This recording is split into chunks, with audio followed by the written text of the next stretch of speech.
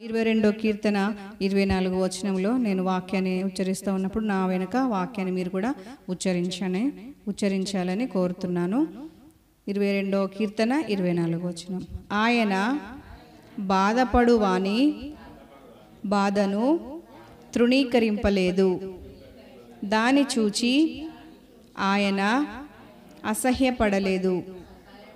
అతనికి తన ముఖమును దాచలేదు. వాడు ఆయనకు మొర్రపెట్టగా ఆయన ఆలకించెను.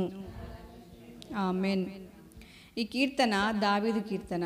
ఈ దావీదు కీర్తనలో దావీదు ఏమని మాట్లాడుతున్నాడంటే, నేను శ్రమలో ఉన్నాను దేవా, నేను కష్టంలో ఉన్నాను దేవా, మనుషులు నన్ను ఇట్లా బాధ పెడుతున్నారు దేవా, నన్ను అట్లా బాధ పెడుతున్నారు దేవా, ఈ శ్రమ నాకు వచ్చింది దేవా, నన్ను విడిపించు దేవా, మనుషులే మృగంలాగా ప్రవర్తిస్తున్నారు దేవా, పరిస్థితులే నన్ను చిన్న భిన్నం చేస్తున్నాయి దేవా, నన్ను కాపాడు దేవా, నన్ను రక్షించు దేవా, నువ్వు తప్ప నాకు దిక్కు లేదు అని చెప్పేసి ఎంతో తీవ్రంగా అతను దేవుని దగ్గర ఎంతో బాధపడుతూ ప్రార్థిస్తున్నాడు. చాలా వేదన పడుతూ ప్రార్థన చేస్తున్నాడు. కొంత దూరం మనం చదువుతూ వచ్చినప్పటికీ ఏమని అంటున్నాడంటే, దేవా నా ప్రార్థన అంతా నువ్వు ఆలకించినావు, నన్ను విడిపించినావు, నేను నిన్ను స్తుతిస్తాను. ఎవరి మధ్యలో స్తుతిస్తాను? నా సహోదరుల మధ్యలో స్తుతిస్తాను, అన్యజనుల మధ్యలో స్తుతిస్తాను, సమాజంలో స్తుతిస్తాను, నువ్వు చేసిన మేలన్నిటికీ నేను కృతజ్ఞతగా జీవిస్తాను, దీన్ని ఇంకా రాబో తరానికి కూడా నేను వివరిస్తాను అని చెప్పేసి దావీదు భక్తుడు ఈ కీర్తన అంతట్లో దేవుని పాడి స్తుతించటం జరిగింది. మన జీవితంలో కూడా మనకు ఎదురైన పరిస్థితుల్లో మనం అన్ని ప్రార్థన చేస్తూ ఉంటాం కదా, ప్రతిదీ ప్రార్థన చేస్తాం కదా, ఏ శ్రమ అయినా, ఏ కష్టమైన, ఇరుకైన, ఇబ్బంది అయినా అన్ని దేవుని దగ్గర మొరపెట్టుకుంటుంటాం కదా. అలాగే దావీదు భక్తుడు కూడా తను రాజయ్యి ఉండి మనుషుల వైపు చూడకుండా తన అధికారాన్ని అతడు దాన్ని బట్టి అతిశయించకుండా అతనికి ఉన్నటువంటి శక్తి సామర్థ్యాలను బట్టి అతను గర్వించకుండా ఏం చేస్తున్నాడంటే దేవుని వైపు చూసి ఆయన ప్రార్థన చేసి దేవుని నుంచి మేలు పొందుకొని దేవుణ్ణి స్తుతిస్తున్నటువంటి కీర్తన ఇది అయి ఉన్నది. అయితే ఇంకొక విషయంగా మనం ఆలోచించాలి ఏమిటంటే, ఇది ఒక ప్రవచనాత్మకమైన కీర్తన అయ్యున్నది. ప్రవచనాత్మకంగా భక్తుడు ఏమని సెలవిస్తున్నాడంటే, యేసయ్య యొక్క శిలువ మరణం గురించి, శిలువలో ఆయన పడేటువంటి వేదన గురించి దావీదు భక్తుడు ఇక్కడ మాట్లాడడం జరుగుతుంది. మొదటి వచనంలో మనం చూస్తే, నా దేవా నా దేవా నీవు నన్నేలా విడనాడితివి, నన్ను రక్షింపక నా ఆర్తధ్వని వినక నీవేళ దూరంగా ఉన్నావు. ఇవన్నీ ఎవరు అన్నారు? ఇవన్నీ పలికింది ఎవరు అంటే యేసయ్య శిలువలో పలికినటువంటి మాటలు. యేసయ్య శిలువ మరణం పొందుతాడు, తర్వాత ఆ శిలువలో ఆయన ఏమని పలుకుతాడు, మనుషులు ఏ విధంగా అతన్ని బాధిస్తారు, అప్పటికే యేసయ్య శిలువలో వేదన పడుతూ ఉన్నప్పటికీ చూస్తున్న మనుషులు ఆ వేదనలో ఇంకా ఆయన ఎలాగ హింసిస్తారు, మాటల ద్వారా ఎంత గాయపరుస్తారు, ఆయన బట్టల కొరకు ఎట్లాగా చీట్లు వేస్తారు, అంగి కొరకు ఎట్లా చీట్లు వేస్తారు, ఎలా అవమానపరుస్తారు, అన్ని రకాలుగా ఈ యొక్క ప్రవచనాత్మకంగా దావీదు ఈ యొక్క కీర్తనను రాయటం జరిగింది. అయితే యేసయ్య బాధలో ఉన్నప్పుడు, శిలువ మీద ఉన్నప్పుడు ప్రజలు ఏం చేసినారు? ఆయన్ని తృణీకరించినారు. నీవు దేవుని కుమారుడు అని చెప్పుకొని తిరిగినావు కదా బ్రతికినన్నాళ్ళు, దేవుని కుమారుడు అయితే నువ్వు బాధలో ఉన్నప్పుడు ఆయన నిన్ను విడిపించొద్దా? నువ్వు శ్రమలో ఉన్నప్పుడు ఆయన నీకు సాయం చేయొద్దా? దేవుడు నీకు సాయం చేస్తలేడు అంటే నువ్వు నిజంగా దేవుని కుమారుడు కాదు. అయితే మాత్రం దిగిరా, శిలువ మీద నుంచి నువ్వు దిగిరా అని చెప్పేసి అందరూ చూస్తున్న వాళ్ళందరూ తమ తలలు ఊచుచు ఆయనని అపహాస్యం చేస్తున్నారు, బాధ పెడుతున్నారు, మాటల ద్వారా గాయపరుస్తున్నారు. యేసయ్య ఆయన నేను చనిపోవద్దు అని అనుకుంటే అసలు ఆయన వచ్చేవాడే కాదు. ఆయన వచ్చింది ఎందుకొరకు? ఆయన మరణించి మన కొరకు, మనకు బదులుగా మరణించి తిరిగి లేవడానికి, మనల్ని విడిపించడానికి, మరణపు బలము విరవడానికి, మరణపు ముళ్ళు విరవడానికి, రోగపు బలాన్ని విరవడానికి ఆయన వచ్చినాడు. కాబట్టి ఆయన అంతా సహిస్తూ ఉన్నాడన్నమాట. అయితే ఆయన అలాగా చూస్తున్న వారందరూ కూడా బాధపడుతున్నాడు. సిల్వలో ఎంతో వేదన. మనకు సిల్వ ధ్యానాలు తెలుసు కదా, సిల్వ గురించి మనకు ఆ యొక్క వాక్య భాగాలన్నీ తెలుసు కదా, ఎంత బాధలో వేదనలో ఆయన ఉన్నాడు. ఓవైపు మానసికంగా మనుషులు మాటల ద్వారా గాయపరుస్తున్నారు, ఓవైపు శరీరం అంతా క్షీణించిపోయింది. అన్ని రకాలుగా అన్ని వైపులా ఆయనకి శ్రమ ఎదురైనప్పుడు ఆ శ్రమలో అయ్యో పాపం అనడానికి బదులు మనుషులు ఇంకా చాలా మాటల ద్వారా గాయపరుస్తున్నారు, బాధలో ఇంకా తృణీకరిస్తున్నారు.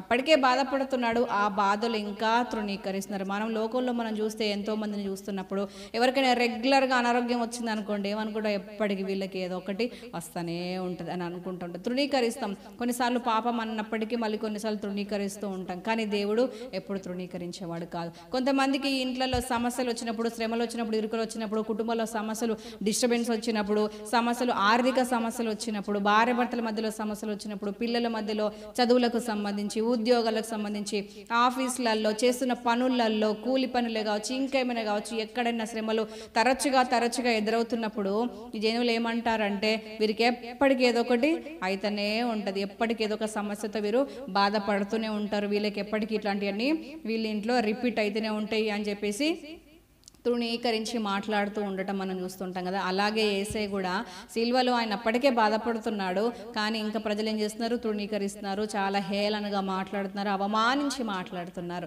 కానీ తండ్రి అయిన దేవుడు ఏం చేస్తున్నాడంటే ఆ వేదనంతా చూస్తున్నాడు. హల్లెలూయా. మన దేవునికి ఉన్న పేర్లలో ఒక పేరు ఏమై ఉన్నది, ఆయన చూచుచున్న దేవుడు. హల్లెలూయా. నోరార చెప్పదామా ఒకసారి దేవుని పేరును? చూచుచున్న దేవుడై ఉన్నాడు, చూచుచున్న దేవుడు. ఈరోజు మనం ఎటువంటి పరిస్థితుల్లో మనం ఉన్నామో, మనకు అనారోగ్యం రిపీట్ అవుతుందా, ఆర్థిక ఇబ్బంది రిపీట్ అవుతుందా, లేకపోతే మనకు సమస్యల పోరాటంల ఇరుకుల ఇబ్బందుల శోధన, అపవాది శోధన, లేకపోతే ఇంకా ఏ రకంగా మానసికంగా కృంగిపోతున్నామా, పరిచర్య విషయంలో సమస్యలు, ఏ రకంగా మనము రిపీటెడ్గా శ్రమలు అనుభవిస్తున్నామో దాన్ని దేవుడు ఏం చేస్తున్నాడు, చూస్తున్నాడు.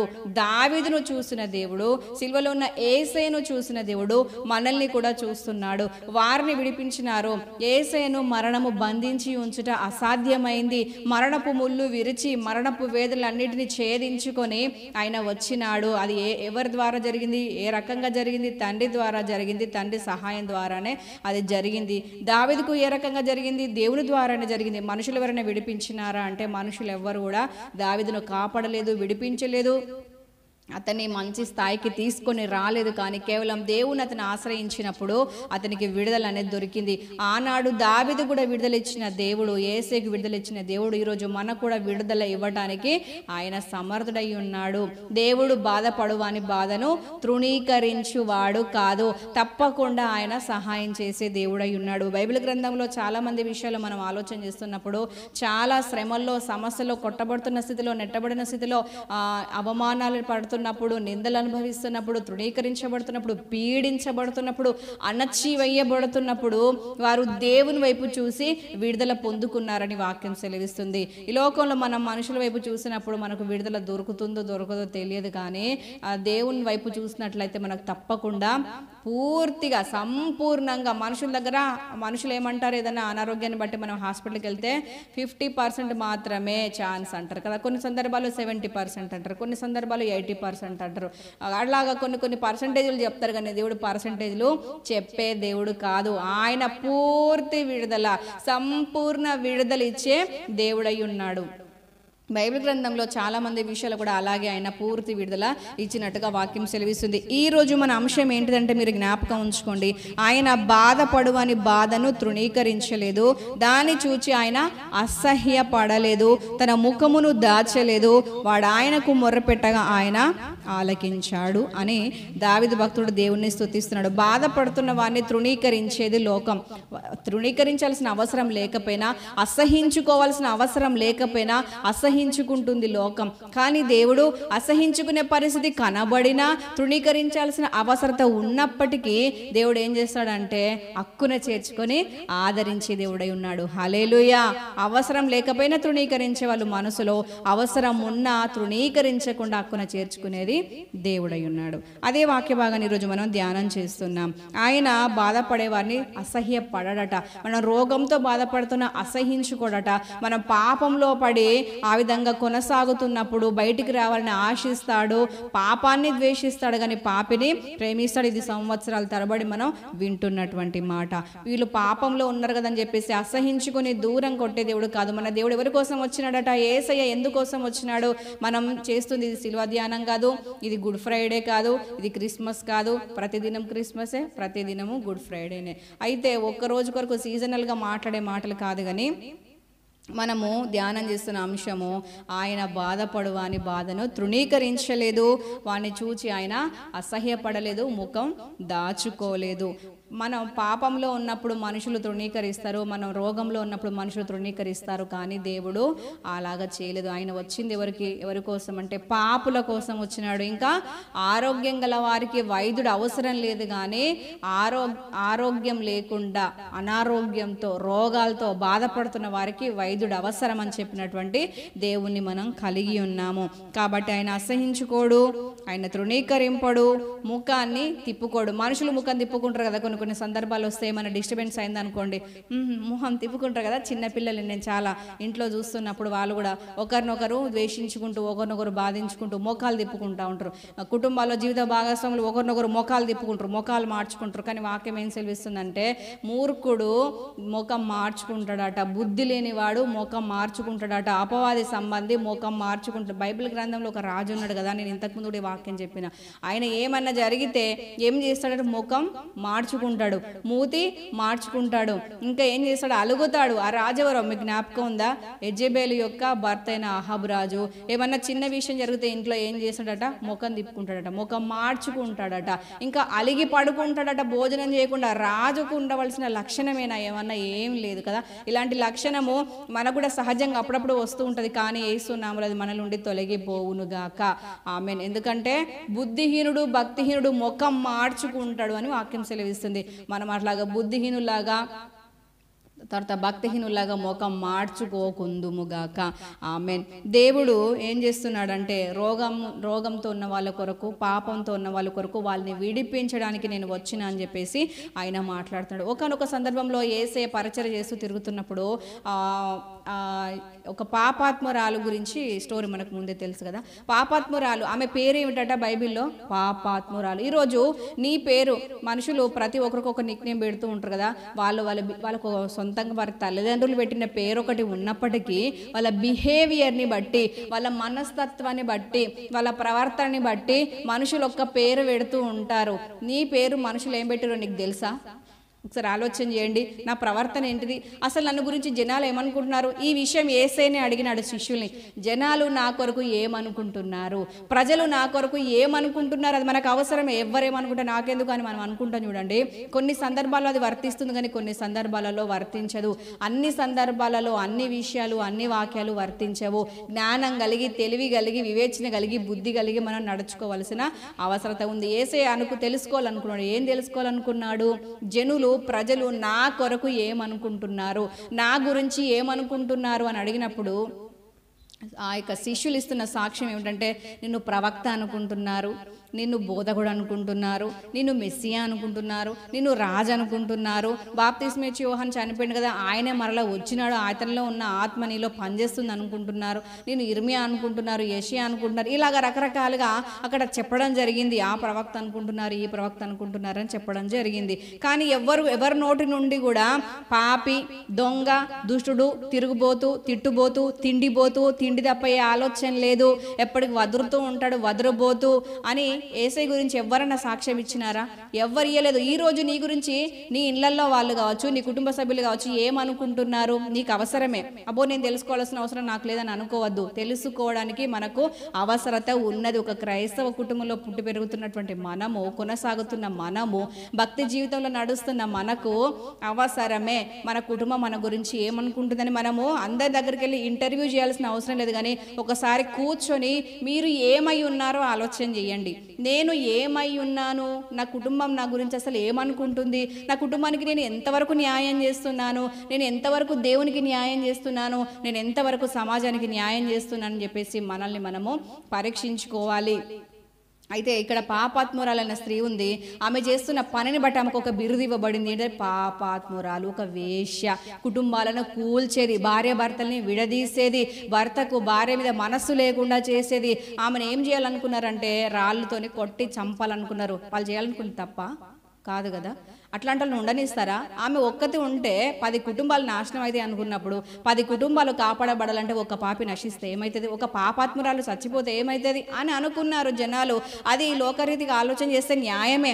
కానీ దేవుడు అట్లాంటి వారిని కూడా ప్రేమించి, క్షమించి, దగ్గర తీసి ఏం చేస్తున్నాడంటే ఆమెకు మారు మనస్సునిచ్చి, ఆమెను రక్షించి, ఆమెను అనేక మందికి దీవెనగా ఇప్పటికీ మనం ఆమె గురించి జ్ఞాపకం చేసుకుని ఆమెను ప్రశంసించే విధంగా దేవుడు మార్చినాడు. హల్లెలూయా. దేవుడు పాపంలో ఉన్నారు కదా అని చెప్పేసి తృణీకరించే దేవుడు కాదు, రోగంలో ఉన్నారు కదా అని చెప్పేసి తృణీకరించే దేవుడు కాదు. ఎప్పటికీ ఓటమే, వీళ్ళు ఏ పని మొదలుపెట్టినా ఓడిపోతారు, ఏ పని మొదలుపెట్టినా సక్సెస్ అనేది వీళ్ళకు లేదు, వీళ్ళ ముఖం పొద్దున్న లేసి చూడొద్దని మనుషులు అనుకుంటారు.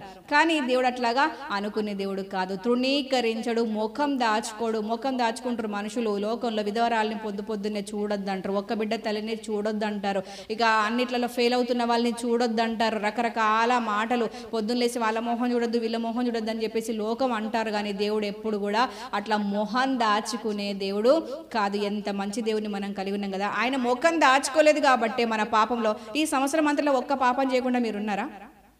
మీ గుండె మీద చేయబెట్టుకొని నిజం చెప్పండి, సత్యం చెప్పండి, బైబిల్ పట్టుకొని సత్యం చెప్పండి. ఒక్క పాపం కూడా చేయకుండా ఉన్నారా? ఒక్క పొరపాటు చేయకుండా ఉన్నారా? ఒక తప్పిదం, ఒక్క అబద్ధం ఆడకుండా ఉన్నారా? ఇతరులది ఆశించకుండా ఉన్నారా? ఒక సేవకుని దూషించకుండా ఉన్నారా? వ్యతిరేకంగా మాట్లాడకుండా ఉన్నారా? మరి అట్లాంటి పాపాలు చేసినప్పుడు, అట్లాంటి పొరపాట్లు చేసినప్పుడు దేవుడు ముఖం దాచుకొని ఉంటే ఈ సంవత్సరంలో మనం ఉండేవాళ్ళమా?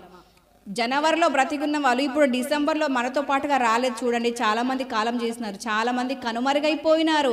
మనం ఇంకా బ్రతికున్నామంటే మనము మంచి వాళ్ళమనా, నీతిమంతులమని బ్రతికున్నామా? కాదు. ఆయన ముఖం దాచుకోకుండా మనల్ని క్షమించి కనికరించి ఈ రోజు వరకు ఒక అవకాశం ఇచ్చాడు కాబట్టి మనము బ్రతికున్నాం. ఒక్క అవకాశం అని చెప్పడానికి కూడా వీల్లేదు.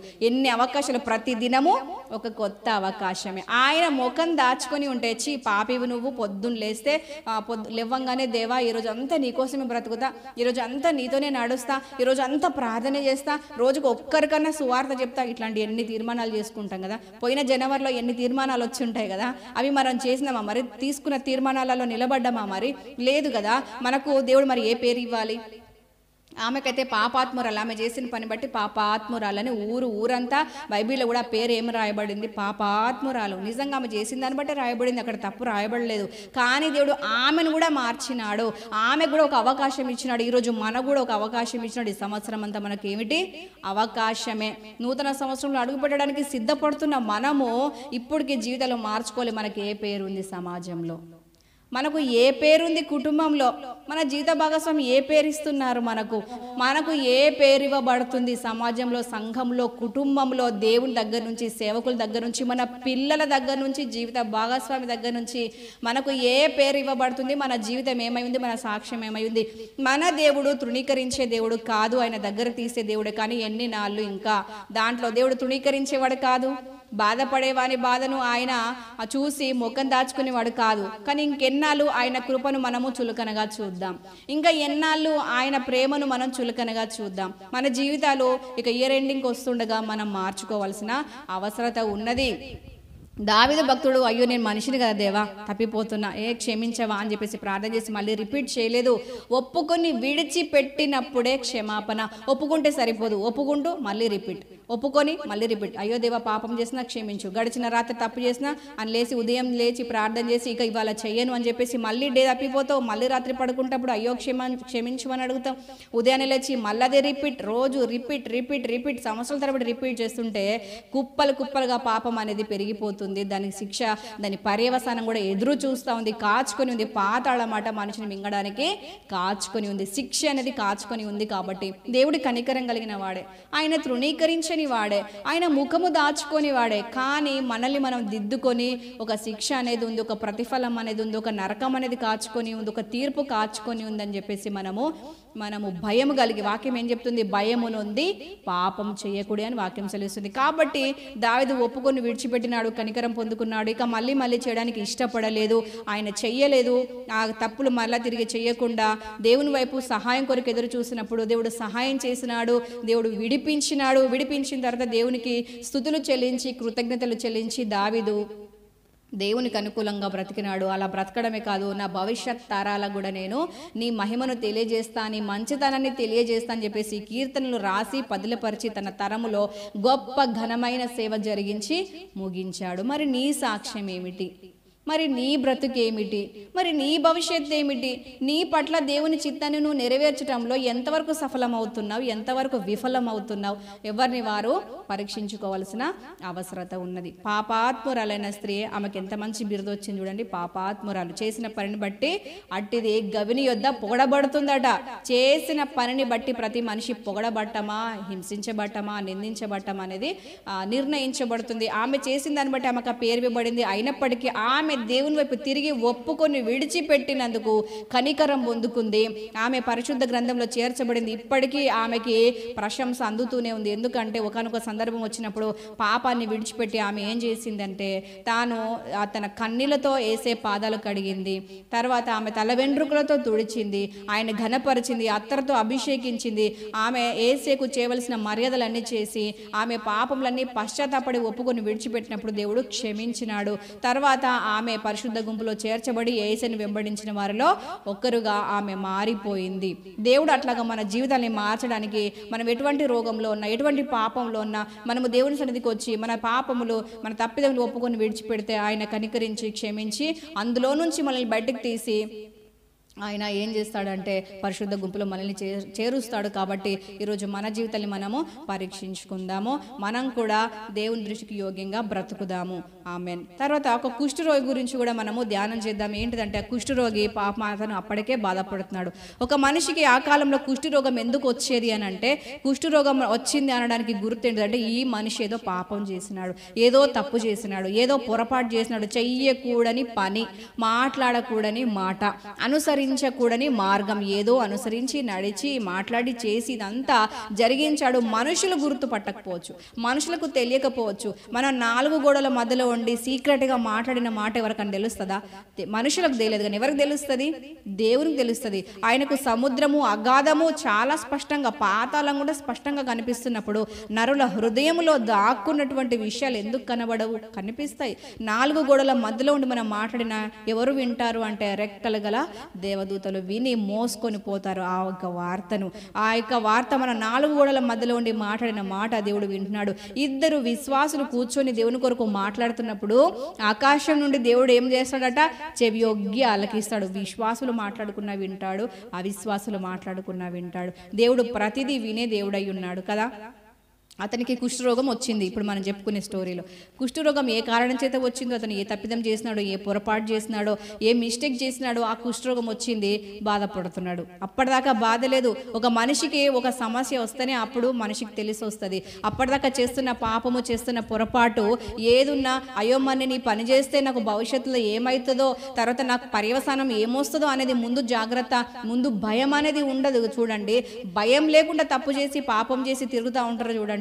ఒకానొక రోజు వస్తుంది, ఆ పాపమే పట్టిస్తూ ఉంటుంది. ఒక తల్లి ఏం చెప్పిందంటే, ఒక కుమారునికి 2 రూపాయలు ఇచ్చి, నాన్న ఈ ఒక 2 రూపాయలు తీసుకొని నువ్వు షాప్కి వెళ్ళి 2 రూపాయలకు, అప్పుడు ఈ పాతకాలంలో జరిగిన నిజ సంఘటన, పాతకాలంలో 2 రూపాయలకు మనకు ఎన్నో చాక్లెట్లు, ఎన్నో బిస్కెట్లు వచ్చి, ఇప్పుడు 2 రూపాయలకి తీసుకొని వెళ్తే ఒక చాక్లెట్ అన్న, ఒక బిస్కెట్ ఇంతే వస్తాయి కదా. కానీ పాతకాలంలో 1 రూపాయికి 4 చాక్లెట్లు, 4 బిస్కెట్లు. నేను చిన్నగా ఉన్నప్పుడు కూడా 1 రూపాయికి 4 చాక్లెట్లు ఇచ్చినటువంటి సందర్భం నాకు తెలుసు. ఇంకా అంతకంటే ఎక్కువ కూడా ఇచ్చేవాళ్ళు. అయితే ఒక బఠానీల కోసం పోతే పిడిక్కడి కంటే ఎక్కువగా ఇచ్చేవాళ్ళు 1 రూపాయికి. కానీ ఇప్పుడు అంత రావు. అయితే అటువంటి కాలంలో ఉన్నప్పుడు ఒక తల్లి ఏం చెప్పింది, కుమారునికి 2 రూపాయలు ఇచ్చి, నాకు మెంతులు తీసుకొని రా నాన్న, పోపులకు కావాలి, నేను షాప్ నుండి తెచ్చుకోవడం మర్చిపోయినా, చిల్లర సామాన్ అయిపోయిన సంగతి నాకు గుర్తు లేదు, నువ్వు ఒకసారి వెళ్ళి తీసుకొని రా అంటే, ఆ బాబు మంచిగా చెప్పిన మాట విని షాప్కి వెళ్ళినాడు. 2 రూపాయలు తీసుకొని వెళ్ళినాడు, కొనుక్కున్నాడు.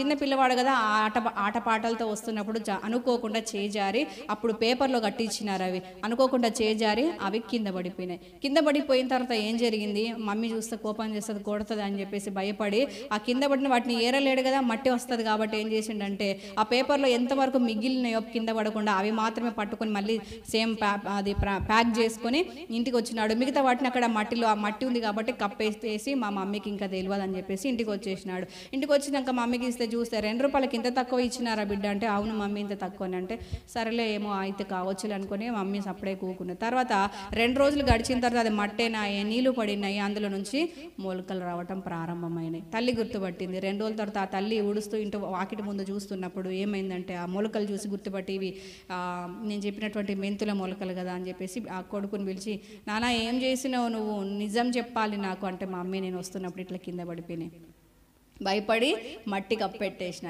ఏమైంది, ఇప్పుడు మొలకలు వచ్చిన తర్వాత ఆ తప్పును బయట పడేసినాయి కదా. ఇది ఒక స్టోరీ లాగా, ఇది నిజంగా జరిగిన సంఘటనే.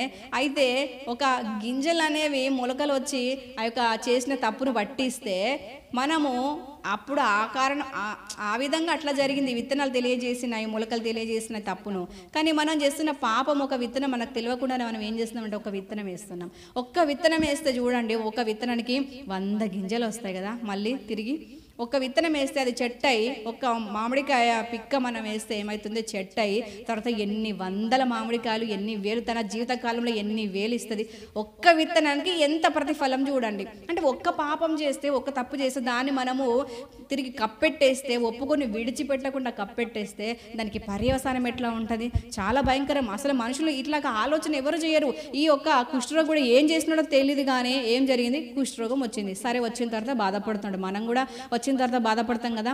సమస్యలు మనం తప్పులు చేసేటప్పుడు బాధ అనిపించదు, కానీ దాని పర్యవసానం అనుభవించేటప్పుడు బాధపడుతుంటాం. ఇక్కడ అదే జరిగింది.